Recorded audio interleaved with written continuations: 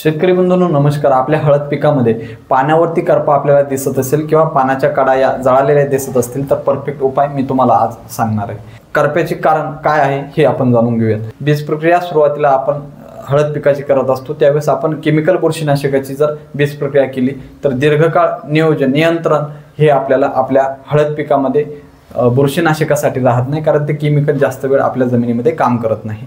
दुसरं कारण असं की लागवडीवेळी किंवा निंदन करताना किंवा वखरणी करताना थोडं तरी जखम आपल्या कांद्याला हळद पिकाच्या कांद्याला झालेली असते आणि त्यामुळे त्याच्यावरती इन्फेक्शन होतं आणि हानिकारक बुरशांची वाढ त्यावरती होते आणि त्यामुळे पीक हे रोगकारक होऊन त्यावरती आपल्याला या पानाच्या कडा जळालेले दिसतात किंवा पान हे जळालेले दिसतं।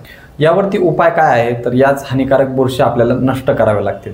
त्यासाठी करायचं काय तर ट्रायकोडर्मा आणि सुडोमोनास यासारख्या मित्र बुरशांचा आपल्याला वापर त्या ठिकाणी करायचा आहे, जेणेकरून चांगल्या पद्धतीचं नियंत्रण त्या हानिकारक बुरशांवरती आपण मिळवू शकतो। त्यामध्ये जर विचार केला तर आपल्याला कोणतं चांगलं प्रोडक्ट वापरता येईल त्या ठिकाणी बायफॅक्टर कंपनीचं निओ लाईफ हे आपल्याला त्या ठिकाणी वापरायचं आहे। एकरी हे खरं तर आपल्याला 2.5 लिटर हे आपल्याला आळवणीद्वारे वापरायचं आहे, जेणेकरून हानिकारक बुरशा या 100% नष्ट होतील आणि आपलं पीक हे सशक्त होईल।